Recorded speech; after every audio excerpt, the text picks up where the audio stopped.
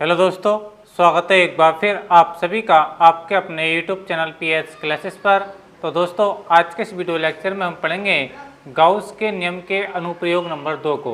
जी हाँ दोस्तों, आज के इस अनुप्रयोग में हम पढ़ेंगे कि गाउस के नियम की सहायता से या गाउस की प्रमेय की सहायता से अनंत विस्तार वाली समतल अचालक प्लेट के समीप वैद्युत क्षेत्र की तीव्रता का व्यंजक किस प्रकार ज्ञात किया जाता है और इसका मान कितना आता है। दोस्तों, एक बार मैं आपको बताता चलूँ कि ये आज का वीडियो लेक्चर बेटा बोर्ड एग्जाम की दृष्टि से बेटा बहुत ही महत्वपूर्ण माना जाता है, क्योंकि बेटा ये क्वेश्चन आपके बोर्ड एग्जाम में लॉन्ग क्वेश्चन के रूप में 5 नंबर में पूछा जाता है। और बेटा बहुत ही आसान सवाल है, एक बार वीडियो लेक्चर पूरा देखेंगे तो आपको 100% ये आपको क्लियर हो जाएगा। तो चलिए शुरू करते हैं वीडियो लेक्चर को।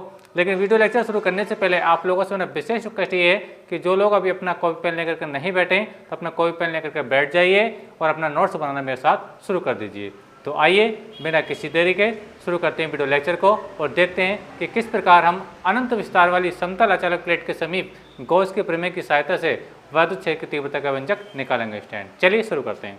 तो स्टैंड, जैसा कि आप स्क्रीन पर देख रहे हैं कि समय बचाने के लिए मैंने डायग्राम को पहले ही बना करके रखा है, ठीक है। लेकिन मैं पूरा इसको समझाऊंगा ताकि आपको अच्छे से समझ में आ सके स्टैंड, ठीक है। देखिए स्टैंड, जैसे कि आप ये एक आयत की तरह एक आकृति देख रहे हैं, ये एक समतल अचालक प्लेट है। यानी कहने का मतलब ये देखिए, मैं इसको एग्जांपल देकर समझा रहा हूँ आप लोगों को, ध्यान समझिए। मान लीजिए स्टैंड, ये क्या है, जैसा कि आप इस टाइप से देख रहे हैं, लेकिन रियल में जो प्लेट है वो इस टाइप से है। मेरी कॉपी को आप क्या समझिए, एक प्लेट समझिए, ठीक है। उस पर जो आवेश है वो क्या है बेटा, इस पर प्लस आपको दिख रहा है, इस पर धन आवेश जो है बेटा एक समान रूप से फैला हुआ है, ठीक है। और एक बार बात और मैं बताता चलूँ बेटा कि जो आवेश है इस पर चल नहीं रहा है, ठीक है। ये क्या अचालक प्लेट, मैंने क्या कहा था कि यहाँ पे आप लैंग्वेज में जो पढ़ेंगे अनंत विस्तार वाली समतल अचालक प्लेट। अचालक प्लेट का मतलब ये बेटा कि इस पर जो चार्ज है वो एक जगह पड़ा हुआ है, इस पर रुका हुआ नहीं है। उम्मीद करता हूँ मेरी बात आपको समझ में आई होगी, ठीक है। तो ये अनंत विस्तार वाली क्या है, एक समतल अचालक प्लेट है जिस पर प्लस की आवेश एक समान रूप से वितरित फैला हुआ है, ठीक है। अब हम इस प्लेट के समीप इस ओर या इस ओर, बात समझ में आ रही है, हम क्या निकालेंगे, वैद्युत क्षेत्र की तीव्रता निकालेंगे। लेकिन निकालने के लिए हम यूज करना है गाउस की प्रमेय का, गाउस के नियम का स्टैंड, ठीक है। अब उसके लिए क्या बात है, अब गाउस का नियम तो हमेशा आपको मैंने बताया है कि गाउस की प्रमेय हमेशा बंद पृष्ठों पर लागू होती है। यानी गाउस के प्रमेय को हम वहाँ लागू कर सकते हैं जहाँ पर आवेश जो है किसी पृष्ठ द्वारा घिरा हुआ होने चाहिए, ठीक है। अब आप जैसे मैं आपको एग्जाम्पल में दे रहा हूँ, मान लीजिए कोई प्लेट है, ठीक है, इस पर प्लस की आवेश एक समान रूप से फैला हुआ है। अब जब इससे फैला हुआ है बेटा, अभी वो किसी पेड़ से घिरा हुआ तो नहीं है, बस में आ रही है। तो हम करेंगे क्या बेटा, वैसे तो ये इनफाइनाइट लंबाई की चौड़ाई की क्या प्लेट है, बहुत इसमें आवेश है, अनंत दूरी तक आवेश है। लेकिन हम करेंगे क्या बेटा, हम कुछ आवेश, ठीक है, कुछ आवेश को हम क्या करेंगे बेटा, एक गॉसियन पृष्ठ की सहायता से हम क्या करेंगे, इसको बंद करेंगे, यानी किसी पृष्ठ के अंदर लेंगे। जैसे कि आप स्क्रीन पर देख पा रहे होंगे, जैसे कि देख रहे हैं कि क्या है, आपकी प्लेट है, जैसे कि हमको बता रहा था, इस पर प्लस चार्ज इस पर फैला हुआ है। अब देखिए मैंने क्या किया है, यहाँ पर इस पर क्या करना है, कुछ क्या कर देखिए, आप ये बेलन के टाइप की आकृति देख रहे होंगे ये, ठीक है। यानी आपको इस टाइप से दिख रहा होगा, देखिए मैं आपको दिखाने का प्रयास करता हूँ, ये कुछ इस टाइप से आपको फिगर में दिख रहा होगा, इस टाइप से, ठीक है, समझने का प्रयास करिए इस टाइप से। ये जो आप चीज़ देख रहे हैं बेटा, ये चीज़ इस टाइम, ये मार्कर और मेरा ये वाला मार्कर, ठीक है। अब इसको अगर दोनों मार्करों को आप पाइप समझे, क्या समझे बेटा, पाइप, खोखला पाइप समझे, ठीक है। तो अब ये पाइप होगा तो आवेश तो पूरी प्लेट पर है, तो इस पाइप के अंदर भी आवेश आ जाएगा। उम्मीद करता हूँ मेरा आपको समझ में आ रही है। अगर मेरे मार्कर को आप लोग क्या समझे, पाइप समझे, ठीक है, खोखला पाइप, बात समझ में आ रही है। तो पाइप जब मैं इस टाइप से रखूंगा तो आवेश तो पूरी प्लेट पर फैला हुआ है, तो उस पाइप के अंदर दोनों ओर से आवेश बंद हो जाएगा, बात समझ में आ रही है।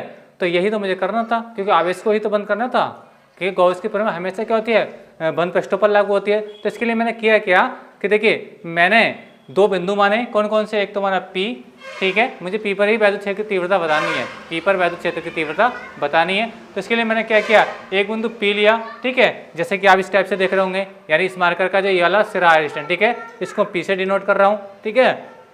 अब इस प्लेट के दूसरी ओर, मतलब इस ओर भी एक बिंदु P है, और इसका जो मैंने नाम किया वो P' नाम दिया।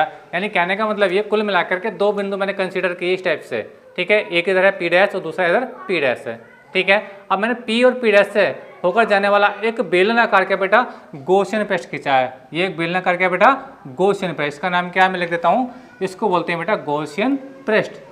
क्या बोलते हैं इसको, गॉसियन पृष्ठ बोलते हैं बेटा, क्या बोलते हैं, गॉसियन पृष्ठ, ठीक है। अभी गॉसियन पृष्ठ मैंने जब खींचा बेटा, ठीक है, बात समझ में आ रही है। तो इसका कोई ना कोई एरिया है, आप एक एरिया देख पा रहे होंगे, यानी इसने किसी न किसी चार्ज को अपने अंदर को जरूर घेरा होगा। बात समझ में आ रही है। तो वो कितना आवेश घेरा है उसको मैं बता रहा हूँ। इसके अंदर ये जो आप एरिया देख पा रहे हैं, यानी अगर मैं इसको खुला पाइप समझें तो इसका कोई ना कोई तो अपना एरिया होगा, उसके अंदर तो कोई ना कोई चार्ज आएगा, यानी ए एरिया है, ठीक है। और उसके अंदर जितना चार्ज है उसको मैंने इसके अंदर क्या करा, सराउंडेड का अर्थात घेरा स्टैंड, ठीक है। उम्मीद करता हूं मेरे आपको समझ में आई होगी। तो मैं आपको बता रहा था कि मैंने क्या किया कि बिंदु P तथा P' से होकर जाने वाला क्या होता है, एक बेलनाकार गोशन पृष्ठ खींच लिया, ठीक है। अब इसके अंदर कुछ ना कुछ तो चार्ज आप देख पा रहे होंगे, ये चार्ज ये चार्ज ये चार्ज इस बेलनाकार गोशन पृष्ठ के अंदर आ रहा है। बात समझ में आ रही है, ठीक है। तो अब मुझे करना है बेटा कि इस प्लेट के कारण इससे r दूरी पर मैं देखिए यहाँ पे एक बिंदु और लिख देता हूँ r। मान लीजिए ये बिंदु पे क्या है, r है, यानी यहाँ से इसकी जो डिस्टेंस है वो कितनी है, r। यानी कहने का मतलब ये है कि अगर ये प्लेट है तो मेरी मार्कर की जो डिस्टेंस है वो r है। तो इस r दूरी पर इस पॉइंट पर कोई बिंदु क्या है, p है। इस पॉइंट पर कोई बिंदु क्या है, p। मुझे यहाँ पे वैद्युत क्षेत्र की तीव्रता बतानी है। बात समझ में आ रही है। लेकिन मैंने करा क्या बेटा, आवेश को पूरी तरीके से घेरने के लिए इधर से आवेश घर गया तो मुझे चाहिए कि इधर से भी आवेश घरना चाहिए। बात समझ में आ रही है। तो इधर से दूसरा बिंदु मैंने क्या लिया, P' से लिया है, ठीक है। तो इस प्रकार से मैंने P और P' से होकर जाने वाला एक बेलनाकार गोशन पृष्ठ खींचा है, ठीक है। अब स्टैंड करना ये होगा बेटा कि मुझे ये निकालना है कि इस बिंदु P से, ठीक है, इस बिंदु P' से, ठीक है, और ये जो अब देखिए हाँ एक चीज और मैं बताता चलूँ कि जो आपने गोशन पृष्ठ खींचा है स्टैंड, ठीक है। तो ये जो आपको सिरा दिख रहा होगा ये वाला सिरा और एक इसका ये वाला सिरा, बात समझ में आ रही है। यानी P और P' क्या होंगे, ये दोनों बेटा क्या कहलाएंगे, इस बेलनाकार गोशन पृष्ठ के समतल सिरे कहलाएंगे। क्या कहलाएंगे, समतल सिरे कहलाएंगे। जबकि ये जो आप ये चीज़ देख रहे हैं ये वाली चीज़, ये क्या कहलाएगा, इस गोशन पृष्ठ का वक्र पृष्ठ कहलाएगा। बात समझ में आ रही है। एक बार फिर से मैं बता रहा हूँ, जैसे ही गोशन पृष्ठ आपका है तो आपको ये वाला जो सिरा दिख रहा है आपको समतल दिख रहा है, यानी एक प्लेन दिख रहा है। इसी प्रकार से अगर मैं इसको दिखाने का प्रयास करता हूँ तो ये वाला सिरा आपको समतल दिखेगा, अर्थात बिल्कुल प्लेन दिखेगा, ठीक है। तो ये दोनों क्या होंगे, समतल सिरे होंगे। जबकि अगर मैं बात करूँ ये वाली बात कर रहा हूँ कि ये क्या होगा, ये इसका वक्र पृष्ठ होगा, किसका, इस गोशन पृष्ठ का। तो इसके अंदर दो चीजें हैं बेटा, ध्यान से समझे एक बार फिर से। ये इसके दोनों क्या समतल सिरे हैं, दोनों समतल सिरे हैं। और ये जो इसकी लेंथ देख रहे हैं ये, ठीक है, यानी ये जिसमें उंगली चला रहा हूँ ये, ठीक है, ये क्या इसका वक्र पृष्ठ है, ठीक है। तो हमने क्या करा, इस गोशन पृष्ठ को तीन भागों में बांटेंगे, ठीक है। दो तो इसके रहेंगे इसके समतल पृष्ठ और एक रहेगा इसका वक्र पृष्ठ, ठीक है। अब देखिए समतल पृष्ठों पर अब देखिए कौन सा चार्ज है, इस पर प्लस चार्ज है। बस समझ में आ रही है। यानी मैं वैद्युत क्षेत्र की दिशा दिखाऊंगा और क्षेत्रफल सदिश की डायरेक्शन बताऊंगा।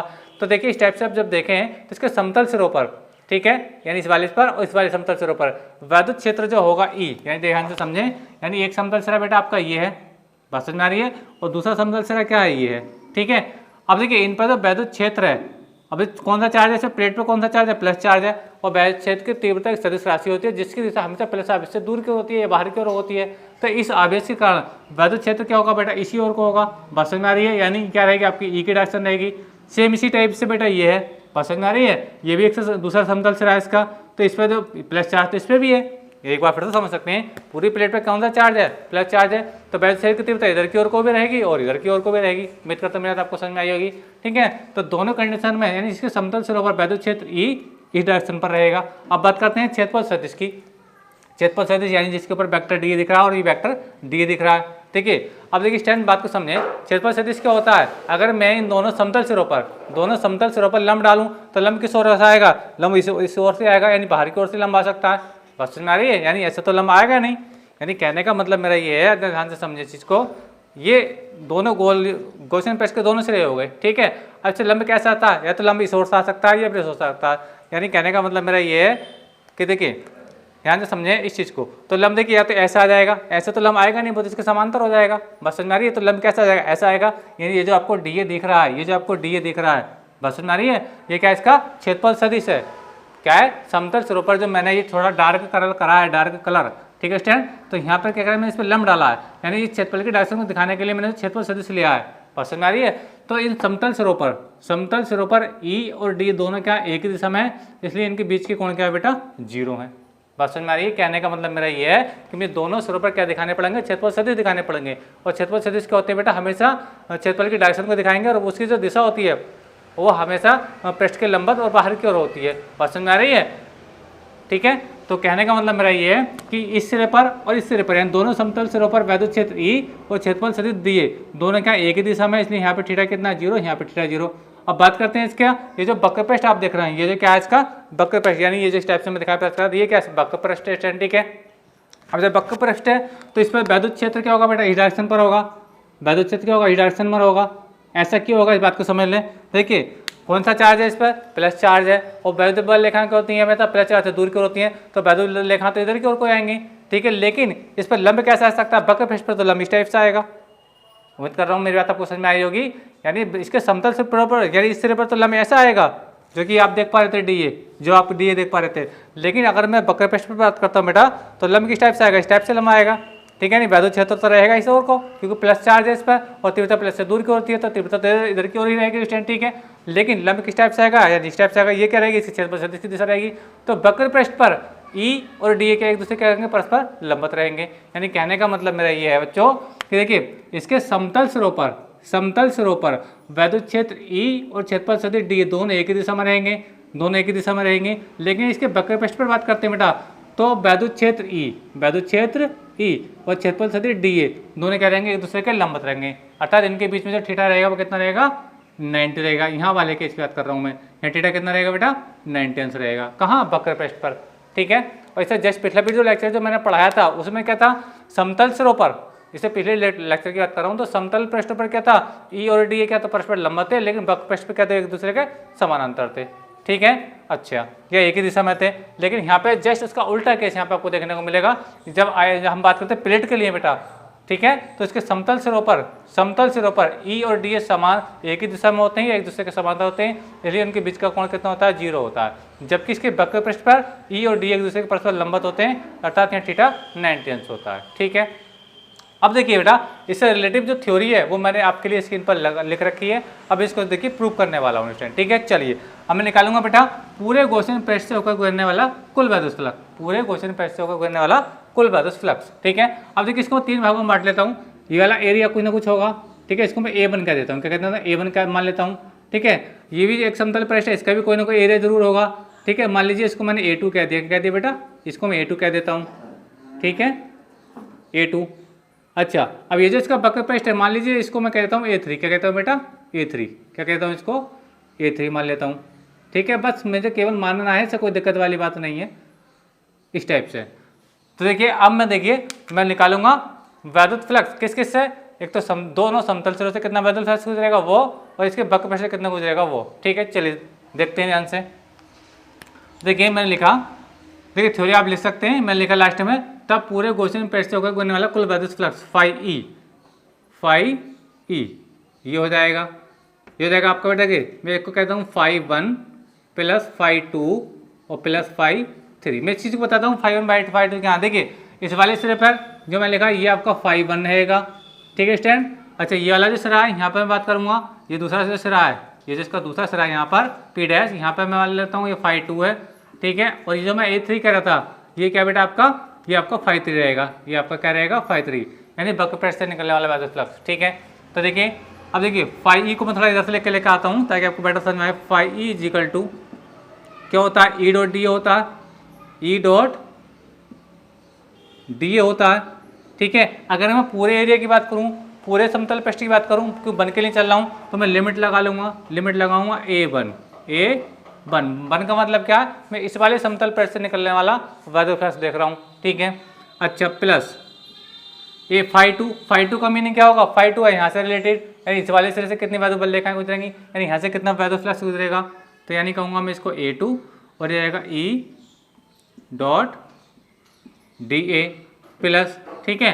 अब बात करते हैं इसके वक्र पृष्ठ की। ये जो आप वक्र पृष्ठ देख पा रहे हैं, यानी मैंने क्या करा, मैंने इसकी बात कर ली, ठीक है।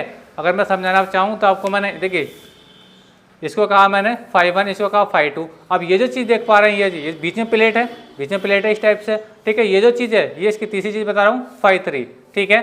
तो यहाँ पर जो है ई और डी क्या है, एक दूसरे के परस्पर लंबवत हैं, जबकि इन सिरों पर और इन सिरों पर क्या एक दूसरे के समांतर हैं, ठीक है।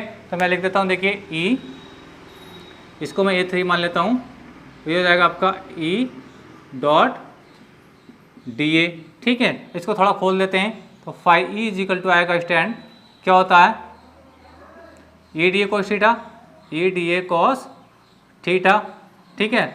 अब देखिए यहाँ से A1 वाली कंडीशन पे देखिए, A1 वाली कंडीशन, तो A1 वाली कंडीशन ये है, तो यहाँ पे E और D के बीच में थीटा कितना 0 है, थीटा कितना 0, तो यहाँ पे कितना आ जाएगा, थीटा की जगह मैं 0 ले सकता हूँ, एक लाइन यहाँ से कम हो जाएगी अपने पास, ठीक है, प्लस लिमिट लगाइए A2, ठीक है, A2।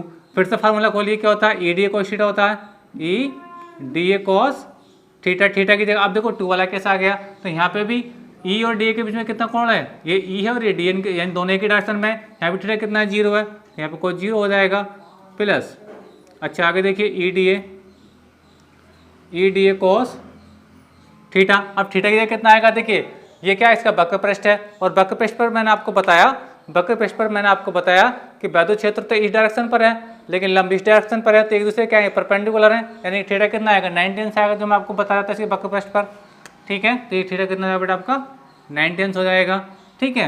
अच्छा देखिए आगे चलते हैं, फाई ई बराबर हो जाएगा बच्चों आपके लिए लिमिट ए, और देखिए ई डी ए कोस 0 का मान आप जानते हैं 1 होता है, कोस 0 मान कितना होता है 1, ठीक है स्टैंड। इसी प्रकार से लिमिट A2, ठीक है, यहाँ A1 लिख देता हूँ,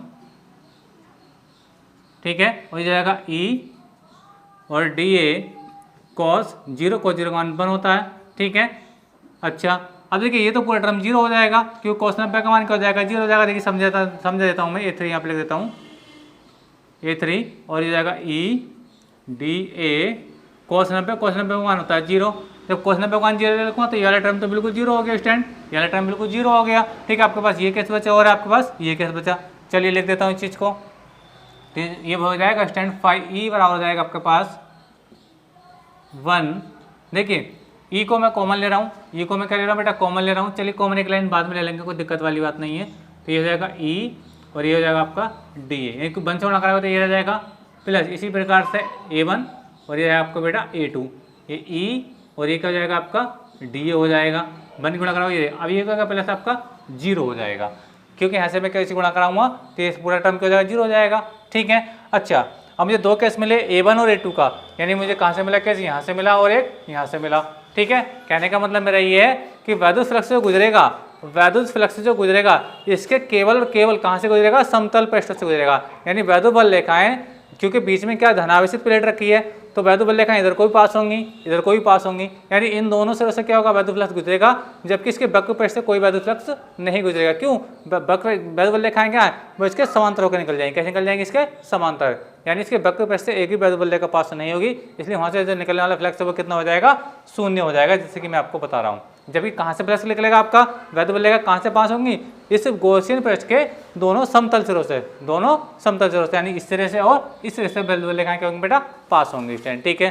अच्छा अब देखिए स्टैंड, मैं थोड़ा इसको आगे बढ़ाता हूँ, तो देखिए आप इसका स्क्रीनशॉट ले लीजिए, मैं थोड़ा इसकी थ्योरी को साफ करूँगा, फिर मैं इसको फाइनली आंसर मैं प्रूव कर दूंगा। चलिए लीजिए इसका स्क्रीनशॉट,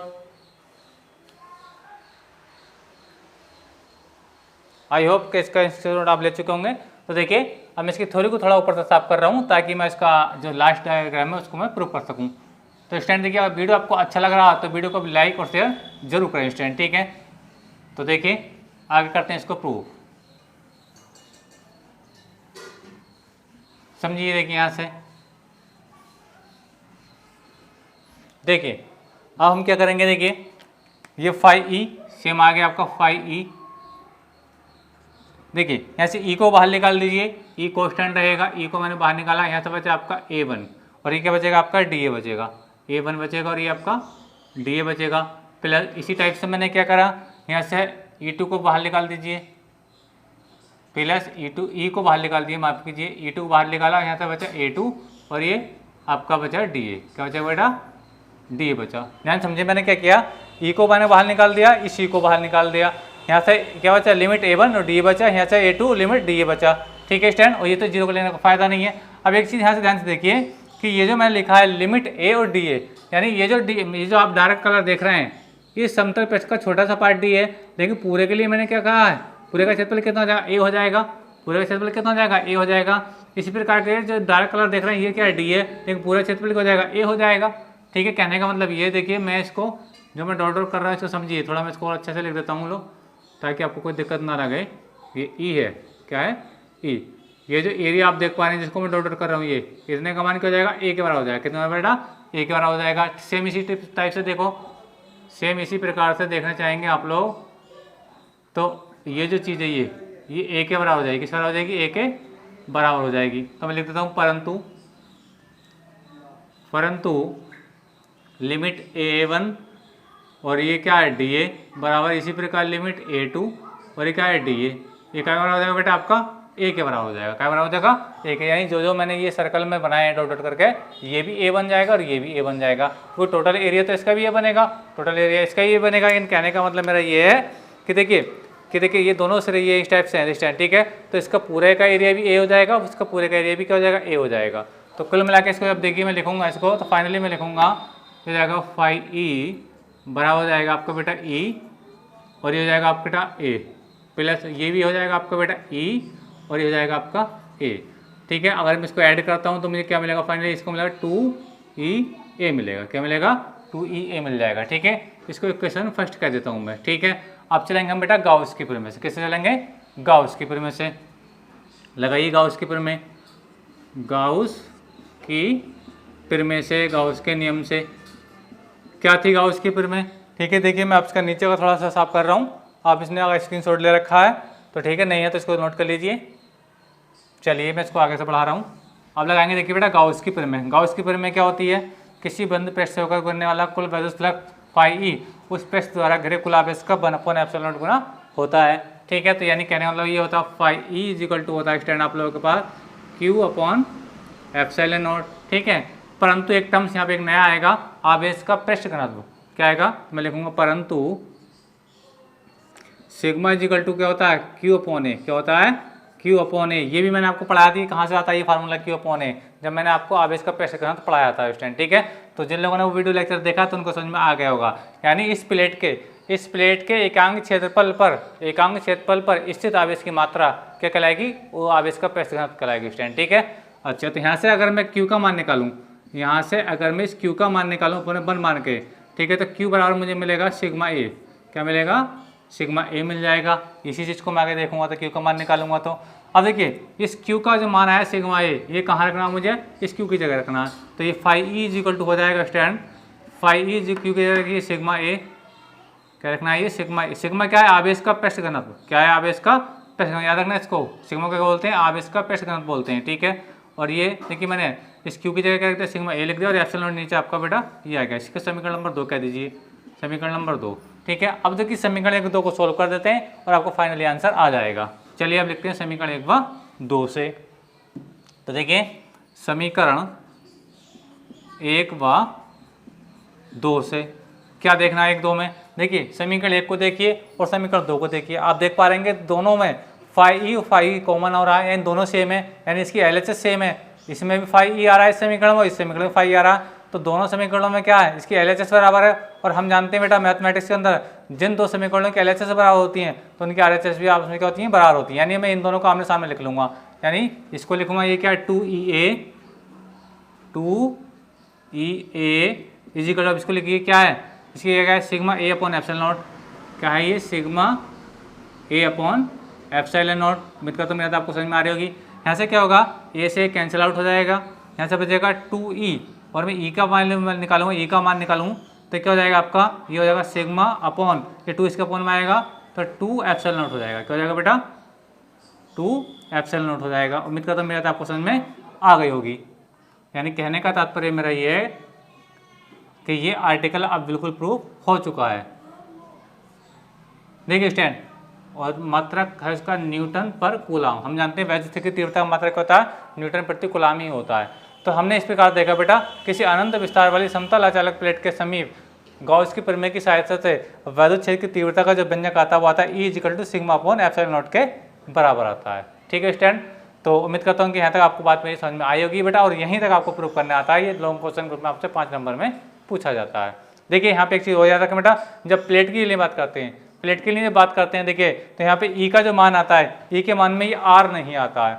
क्या नहीं आता? आर नहीं आता। यानी जब प्लेट का तीव्रता निकालते हैं तो उस फार्मूले में बेटा हम आर का मान नहीं आता है। यानी प्लेट के केस में जो तीव्रता होती है ठीक है वो आर पर निर्भर नहीं करता था, दूरी पर निर्भर नहीं करती है। इस बात को भी याद रखें, क्योंकि देखिए आपने पढ़ा होगा ई बराबर होता है क्या, ज़्यादातर फार्मूला आप ये पढ़ा होगा 1/4 एप्सिलॉन नॉट, ठीक है, Q अपॉन आर स्क्वायर, ये भी आपने पढ़ा होगा। देखिए इस फार्मूले में आर आ रहा है। एक मैंने कल पढ़ाया था आपको ई बराबर पढ़ाया था 1/2 एप्सिलॉन नॉट और लैम्डा अपॉन आर आ रहा है। देखिए इस फार्मूले में भी आर आ रहा है, ठीक है। लेकिन इस फार्मूले इस फार्मूले की बात करता हूँ, जब प्लेट वाले केस की बात करता हूँ तो तीव्रता के फार्मूले में आर नहीं आता है। बात समझ में आ रही है? तो मैं बता रहा था कि प्लेट वाले केस में जो तीव्रता होती है दूरी पर निर्भर नहीं करती है। ठीक है, तो उम्मीद करता हूँ मेरी बात आपको समझ में आई होगी। तो आज की वीडियो लेक्चर में मुझे इतना ही, मिलेंगे अगले वीडियो में। तो वीडियो आपको अच्छा लगा तो वीडियो को लाइक और शेयर जरूर करें। मिलेंगे अगले वीडियो में, तब तक के लिए धन्यवाद।